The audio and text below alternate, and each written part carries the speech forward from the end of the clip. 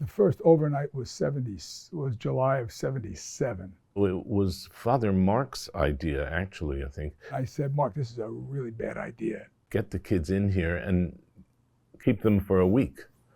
No going home. He looked at me and just kept walking. He said, go find something to do or something like that, right? And ignored me.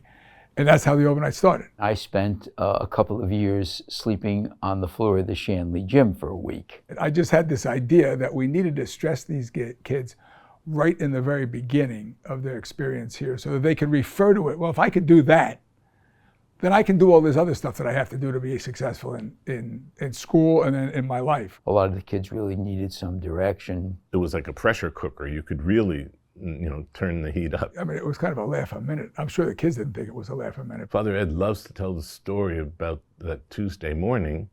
He was coming back from saying Mass for a nearby convent, and he was driving down Springfield Avenue, and suddenly he sees one of our freshmen running full tilt. There goes Leon up the street. After the first day, just went out the front door and left. His dad brought him back. Unfortunately for the student, his dad was a sergeant in the U.S. Army and knew what discipline and so on was about. And he finished up here, real good kid, real wonderful kid. Here we are, 45 years later, and he's still very much involved with us. We started the overnight, and we thought we knew what the purpose of it was, to give the kids a challenge.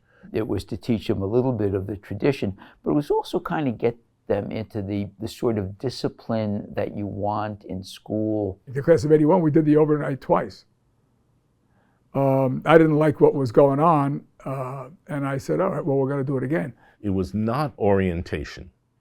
The orientation you can do easily, but there was more to it than that. To get guys to meet each other, and then to also feel like you've earned the right to be part of St. Benedict's Prep. You just don't walk in and suddenly become part of it. We wanted the school to be a living legacy for the kids, too. Wouldn't allow them to wear maroon and gray until they earned it at the end of the freshman overnight. You don't represent us until you've earned the right to do that. What we were hoping the kids would learn is connectedness, connection. That we made them learn how to connect with one another. That hasn't changed at all.